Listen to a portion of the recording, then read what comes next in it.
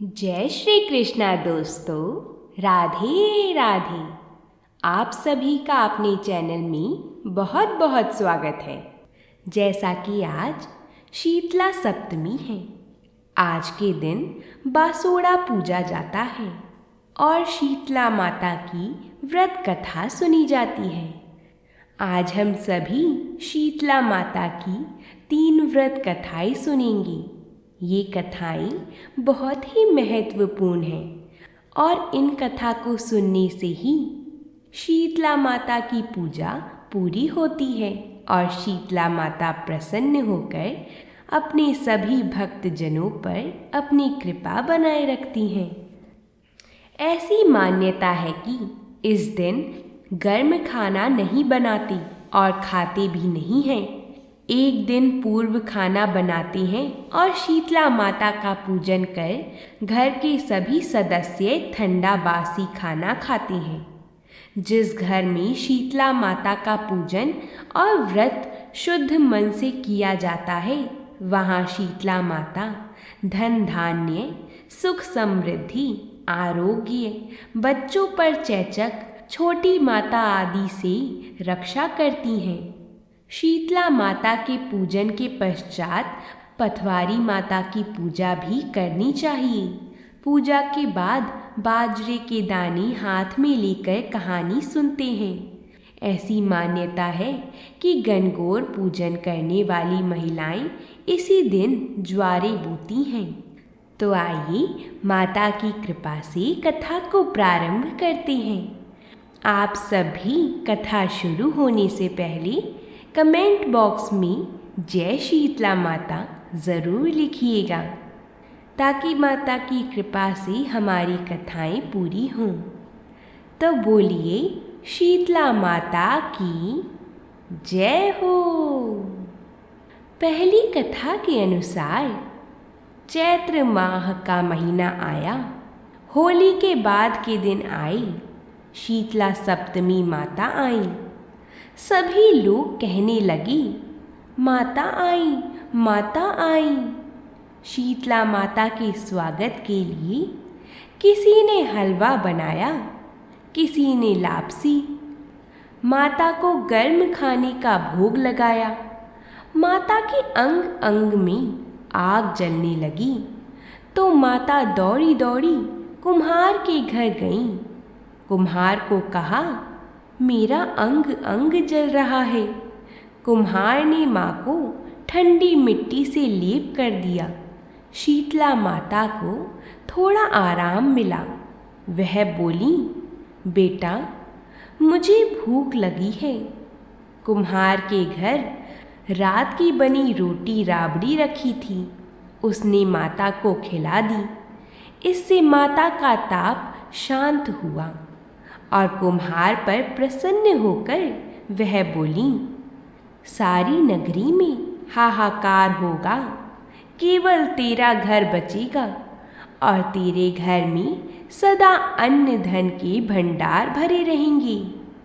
सारी नगरी में त्राही त्राही मचने लगी और कुम्हार का घर बच गया। सारे लोगों ने कुम्हार से पूछा, कुम्हार तूने क्या जादू किया जिससे सारा नगर नष्ट हो गया और तेरा घर बचा रहा? कुम्हार बोला, मैंने माता को शीतल किया। तुम सबने माता को गर्म भोजन करवाया, जिससे माता के अंग अंग में छाले हो गए थे। इसी कारण माता का कोप हुआ और नगर में त्राही त्राही मच गई। लोगों ने पूछा, माता कहाँ है? तो कुम्हार कहने लगा, माता नीम की छाया में बैठी हैं। सभी शीतला माता की शरण में गए और माता से क्षमा मांगी। तब माता ने कहा, तुमने मुझे गर्म भोजन खिलाया, जिससे मेरे मुंह में छाले हो गए। कुम्हार ने मुझे ठंडा भोजन करवाया, जिससे मुझे ठंडक मिली। इसी कारण सारा नगर नष्ट हो गया और कुम्हार का घर महल बन गया। लोगों ने विनती की, माता अब क्या करें? तो माता बोली, होली के 7 दिन बाद शीतला सप्तमी आती है। उस दिन सब नगर निवासी छठ को बनाए खाने से मेरी पूजा करें व भोग लगाएं। और ऐसा कहकर माता अंतर्ध्यान हो गई। अगले साल शीतला सप्तमी आई। सबने ठंडा बनाया भोग लगाया, माता की पूजा की, जिससे माता प्रसन्न हुई और सारी नगरी में आनंद हो गया। हे शीतला माता, जैसे सारी नगर वासियों को क्षमा किया, उन पर प्रसन्न हुई, वैसे ही सभी पर प्रसन्न रहना। भूल चूक क्षमा करना। तो बोलिए शीतला माता की जय हो। आइए अब शीतला माता की दूसरी कथा को सुनते हैं। प्राचीन समय की बात है। एक बार शीतला माता ने सोचा कि चलो आज देखूं कि धरती पर मेरी पूजा कौन करता है, कौन मुझे मानता है। यही सोचकर शीतला माता धरती पर राजस्थान की डोंगरी गांव में आई और देखा कि इस गांव में मेरा मंदिर भी नहीं है, ना मेरी पूजा होती है। माता शीतला गांव की गलियों में घूम रही थीं। तभी एक मकान के ऊपर से किसी ने चावल का उबला पानी यानी माड़ नीचे फेंका। वह उबलता पानी शीतला माता के ऊपर गिरा, जिससे शीतला माता के शरीर में छाले पड़ गई। शीतला माता के पूरे शरीर में जलन होने लगी। शीतला माता गांव में इधर उधर भाग भाग के चिल्लाने लगी, अरे मैं जल गई, मेरा शरीर तप रहा है, जल रहा है, कोई मेरी मदद करो। लेकिन उस गांव में किसी ने शीतला माता की मदद नहीं करी। वहीं अपने घर के बाहर एक कुम्हारन महिला बैठी हुई थी। उस कुम्हारन ने देखा कि अरे यह बूढ़ी माई तो बहुत जल गई हैं। इनके पूरे शरीर में छाले यानी फफोड़े पड़ गए हैं। यह तपन सहन नहीं कर पा रही हैं। तब उस कुम्हारन ने कहा, हे माँ, तू यहाँ आकर बैठ जा, मैं तेरे शरीर के ऊपर ठंडा पानी डालती हूँ। कुम्हारन ने उस बूढ़ी माई पर खूब ठंडा पानी डाला और बोली, हे माँ, मेरे घर में रात की बनी हुई राबड़ी रखी है, थोड़ा दही भी है, तू दही राबड़ी खा ले। जब बूढ़ी माई ने ठंडी ज्वार के आटे की राबड़ी और दही खाया तो उनके शरीर को ठंडक मिली। तब उस कुम्हारन ने कहा, आ माँ बैठ जा, तेरे सिर के बाल बिखरे हैं, ला मैं तेरी चोटी गूंथ देती हूँ। और कुम्हारन माई की चोटी गूंथने हेतु कंघी बालों में करती रही। अचानक कुम्हारन की नज़र उस बुढ़िया माई के सिर के पीछे पड़ी तो कुम्हारन ने देखा कि एक आँख बालों के अंदर छुपी है। यह देखकर वह कुम्हारन डर के मारे घबराकर भागने लगी। तभी उस बुढ़िया माई ने कहा, रुक जा बेटी, तू डर मत, मैं कोई भूत प्रेत नहीं हूँ, मैं शीतला देवी हूँ। मैं तो इस धरती पर देखने आई थी कि मुझे कौन मानता है, कौन मेरी पूजा करता है। इतना कहकर माता 4 भुजा वाली हीरे जवाहरात के आभूषण पहने, सिर पर स्वर्ण मुकुट धारण किए अपने असली रूप में प्रकट हो गईं। माता के दर्शन कर कुम्हारन सोचने लगी कि अब मैं गरीब इस माता को कहाँ बिठाऊं। तब माता बोली, हे बेटी, तू किस सोच में पड़ गई। तब उस कुम्हारन ने हाथ जोड़कर आंखों में आंसू बहते हुए कहा, हे माँ, मेरे घर में तो चारों तरफ दरिद्रता बिखरी हुई है, मैं आपको कहाँ बिठाऊं? मेरे घर में ना तो चौकी है, ना बैठने का आसन ही। तब शीतला माता प्रसन्न होकर उस कुम्हारन के घर पर खड़े हुए गधे पर बैठकर एक हाथ में झाड़ू, दूसरे हाथ में डलिया लेकर उस कुम्हारन के घर की दरिद्रता को झाड़ कर डलिया में भरकर फेंक दिया और उस कुम्हारन से कहा, हे बेटी, मैं तेरी सच्ची भक्ति से प्रसन्न हूँ। अब तुझे जो भी चाहिए मुझसे वरदान मांग ले। तब कुम्हारन ने हाथ जोड़कर कहा, हे माता, मेरी इच्छा है अब आप इसी गांव में स्थापित होकर यहीं रहो और जिस प्रकार आपने मेरे घर की दरिद्रता को अपनी झाड़ू से साफ करके दूर किया, ऐसे ही आपको जो भी होली के बाद की सप्तमी को भक्ति भाव से पूजा कर आपको ठंडा जल, दही व बासी ठंडा भोजन चढ़ाए, उसके घर की दरिद्रता को साफ करना और आपकी पूजा करने वाली महिला का अखंड सुहाग रखना, उसकी गोद हमेशा भरी रखना। साथ ही जो पुरुष शीतला सप्तमी को नाई के यहाँ बाल ना कटवाए, धोबी को कपड़े धुलने ना दे और पुरुष भी आप पर ठंडा जल चढ़ाकर, नारियल फूल चढ़ाकर परिवार सहित ठंडा बासी भोजन करे, उसके काम धंधे व्यापार में कभी दरिद्रता ना आए। तब माता बोली, तथास्तु। हे बेटी, जो तूने वरदान मांगे हैं मैं सब तुझे देती हूँ। हे बेटी, तुझे आशीर्वाद देती हूँ। तभी उसी दिन से उसी गांव में शीतला माता स्थापित हो गईं और उस गांव का नाम हो गया शील की डूंगरी। इस कथा को पढ़ने से घर की दरिद्रता का नाश होने के साथ ही साथ सभी मनोकामनाएं पूरी होती हैं। हे शीतला माता, अपनी कृपा सभी पर बनाए रखना। तो बोलिए शीतला माता की जय हो। आइए अब शीतला माता की तीसरी कथा को सुनकर हम पीपल पतवारी माता की कथा सुनेंगे और अंत में श्री गणेश भगवान की कथा को सुनकर शीतला सप्तमी की सभी व्रत कथाओं को पूर्ण करेंगे। आप सभी इन कथाओं को पूरा अवश्य सुनिएगा, इनको बीच में अधूरा मत छोड़िएगा। ये सारी कथाएं शीतला माता के व्रत में सुनी जाती हैं। तो बोलिए शीतला माता की जय हो। एक समय की बात है, शीतला सप्तमी के दिन एक महिला और उसकी 2 बहुओं ने व्रत रखा। सप्तमी के दिन सभी को बासी खाना खाना होता है, इसलिए भोजन पहले ही पका लिया गया था।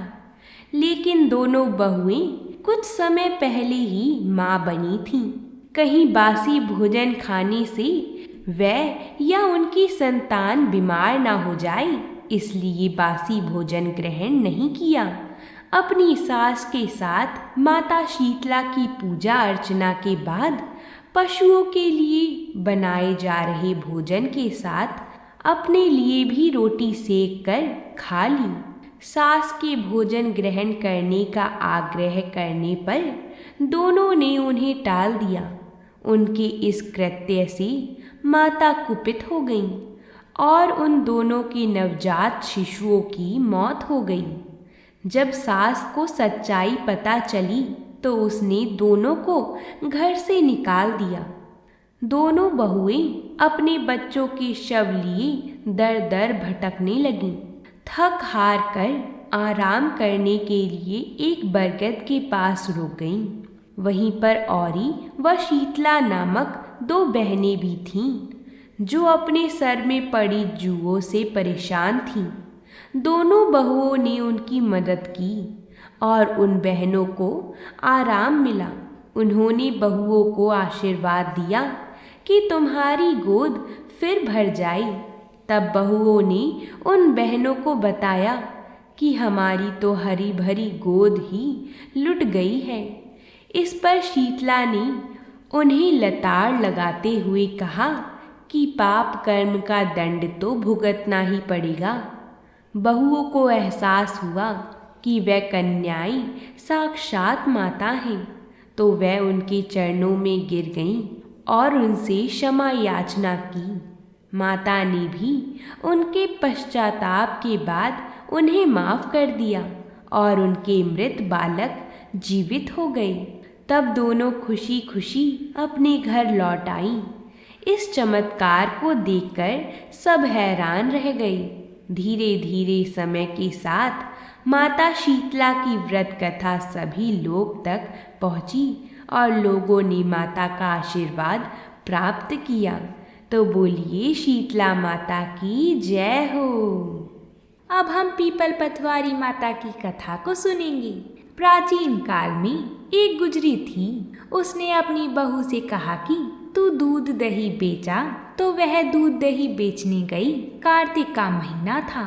वहाँ पर सब औरतें पीपल सींचने आती थीं। तो वह भी बैठ गई और बाकी औरतों से पूछने लगी कि तुम यह क्या कर रही हो। तो औरतें बोली कि हम तो पीपल की पतवारी सींच रही हैं। तो उसने पूछा, इससे क्या होता है? औरतों ने जवाब दिया कि इसके करने से अन्य धन मिलता है, वर्षों का बिछड़ा हुआ पति मिलता है। उस गुजरी ने कहा कि तुम तो पानी सींच रही हो, मैं तो दूध दही से सींचूंगी। उसकी सास रोज कहती कि तू दूध दही बेचकर पैसे लाकर दे। तो उसने कहा, जब कार्तिक का महीना पूरा हो जाएगा तब मैं लाकर दूंगी। और कार्तिक का महीना पूरा हो गया। पूनम के दिन गुजरी ने पीपल पतवारी माता के पास धरना लेकर बैठ गई। पीपल ने पूछा कि तू यहाँ क्यों बैठी है? उसने कहा, मेरी सास दूध दही के पैसे मांगेगी। तो पीपल ने कहा, मेरे पास पैसे नहीं हैं, यह पत्थर डंडे पान पत्ते पड़े हैं, वह ले जा और गुल्लक में रख देना। जब सास ने पूछा, पैसे लाई है? तो गुजरी ने कहा, मैंने पैसे गुल्लक में रखे हैं। तब सास ने गुल्लक खोलकर देखी तो सास देखती रह गई कि उसमें हीरे मोती जगमगा रहे हैं। पत्थर डंडे और पत्तों का धन हो गया था। सास बोली कि बहू, इतना पैसा कहाँ से लाई? तो बहू ने आकर देखा तो बहुत धन पड़ा था। तब गुजरी ने कहा, सासू जी, मैंने तो 1 महीने दूध दही से पीपल पतवारी को सींचा था और मैंने उससे धन मांगा था। तो उन्होंने मुझे पत्थर डंडी और पत्ते दिए थे जो मैंने गुल्लक में रख दिए थे और वह हीरे मोती हो गए हैं। तब सासू जी ने कहा कि अब की बार मैं भी पतवारी माता को सींचूंगी। सास दूध दही तो बेच आती थी और हांडी धोकर पीपल पतवारी में रखाती थी और बहू से कहती थी कि तू मेरे से पैसे मांग। तो बहू ने कहा कि कभी बहू भी सास से पैसे मांगती है? तो सास बोली कि तू मेरे से पैसे मांग। तो बहू ने सास से दूध दही के पैसे मांगे। तो सासू जी भी पीपल पतवारी माता के पास जाकर धरना लेकर बैठ गईं। तो डंडे पत्ते पान भाटे उसे भी दिए और कहा, गुल्लक में जाकर रख देना। फिर घर आकर सास ने गुल्लक में वह सब कुछ रख दिया। बहू ने जब पैसे मांगी तो सास बोली कि गुल्लक में रखे हैं। फिर बहू ने गुल्लक खोलकर देखी तो उसमें कीड़े मकोड़े चल रहे थे। गुजरी ने सास से कहा, यह क्या है? तो सास देखकर बोली कि पीपल पतवारी माता ने तेरे को तो अन्न धन दिया और मुझे कीड़े मकोड़े दिए। तब सब बोले कि बहू तो सच से सींचती थी और सासू जी तुम तो धन की भूख से सींचती थी। इसलिए हे पतवारी माता, जैसे बहू को दिया वैसा सबको देना और जैसा सासू जी को दिया वैसा किसी को मत देना। तो बोलिए पीपल पतवारी माता की जय। आई अब हम गणेश जी महाराज की कथा को श्रवण करते हैं। एक समय की बात है, एक गांव था जिसमें एक सेठ जी अपने परिवार के साथ रहती थी। सेठ जी का गांव के पास के ही शहर में बड़ा व्यापार था। सेठ जी गणेश जी की पूजा श्रद्धा एवं विश्वास से करते थे, जिससे सेठ जी के घर में अन्न धन के भंडार सदैव ही भरे रहते थे। उनके जीवन में किसी भी प्रकार की कोई कमी नहीं थी। नित्य प्रतिदिन नियम अनुसार रोज वो नदी पर नहाने जाते और आकर गणेश जी की पूजा करते थे, उन्हें भोग लगाते और फिर स्वयं भोजन करते थे। यह बात सेठानी जी को अच्छी नहीं लगती थी। वो धार्मिक नहीं थी और ईश्वर में इतना विश्वास नहीं रखती थी। एक बार सेठानी जी ने सोचा कि यह इतना गणेश जी को मानते हैं, गणेश जी की पूजा करते हैं, इससे होता क्या है, आज तो देखती हूँ वो कैसे गणेश जी की पूजा करते हैं। अगले दिन जब सेठ जी नदी पर नहाने जाते हैं तो सेठानी जी गणेश जी की मूर्ति को उठाकर मूर्ति को कपड़े से ढककर बगीचे में जमीन में दबा देती है। जब सेठ जी नदी पर से नहाकर घर आते हैं और देखते हैं कि गणेश जी की मूर्ति तो मंदिर में नहीं है, तो वो सेठानी से पूछते हैं, गणेश जी की मूर्ति मंदिर में नहीं है, कहाँ गई? तो सेठानी जी बोलती हैं, मुझे नहीं मालूम। तब सेठ जी मूर्ति को घर में बहुत ढूंढते हैं। उस दिन क्योंकि वो गणेश जी को भोग नहीं लगा पाई, इसके लिए सेठ जी ने अन्न जल का त्याग कर दिया और गणेश जी से प्रार्थना करने लगी कि हे प्रभु, लगता है आप मुझसे रुष्ट हो गए हो और कहीं चले गए हो। आप अपनी कृपा दृष्टि मुझ पर बरसाइए और प्रभु मुझे दर्शन दीजिए। सेठ जी ने ये सब मन ही मन में सोचा कि अब से जब तक आप मुझे मिल नहीं जाती, मुझे दर्शन नहीं दे देती, तब तक मैं अन्न जल का त्याग करता हूँ। उस दिन पूरा दिन बीत गया। रात्रि में सेठ जी की भक्ति से प्रसन्न होकर गणेश जी भगवान ने सेठ जी के स्वप्न में प्रवेश किया। गणेश जी भगवान एक छोटे से चूहे के साथ खेल रहे होते हैं और चूहे को खाने को लड्डू देते हैं। चूहा लड्डू लेकर बगीचे में जाता है और जमीन खोदता है और लड्डू वहीं डाल देता है।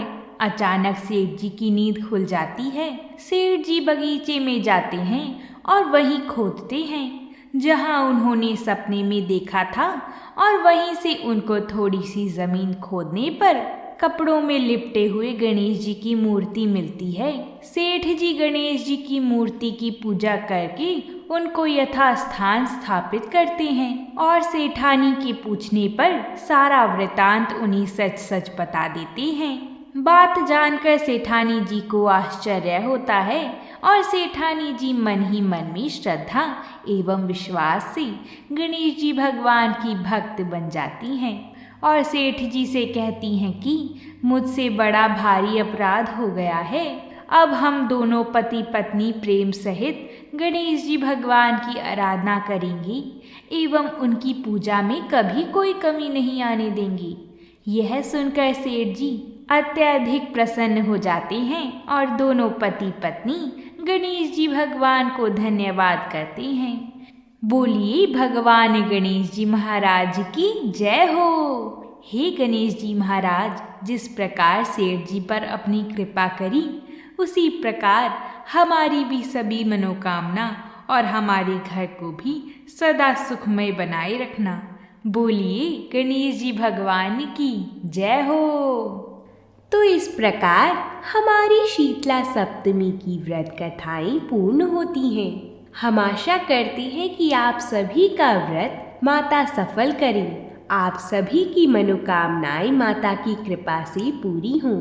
अगर आप सभी को ये वीडियो पसंद आई हो तो वीडियो को लाइक ज़रूर करें और कमेंट बॉक्स में जय शीतला माता ज़रूर लिखिएगा। साथ ही अपने परिवारजनों के साथ इस कथा को शेयर ज़रूर करें। हम आप सभी के लिए ऐसी ही व्रतों से जुड़ी कथाएं लाती रहती हैं, इसलिए हमारे चैनल को सब्सक्राइब ज़रूर करें। तो प्रेम से बोलिए शीतला माता की जय हो।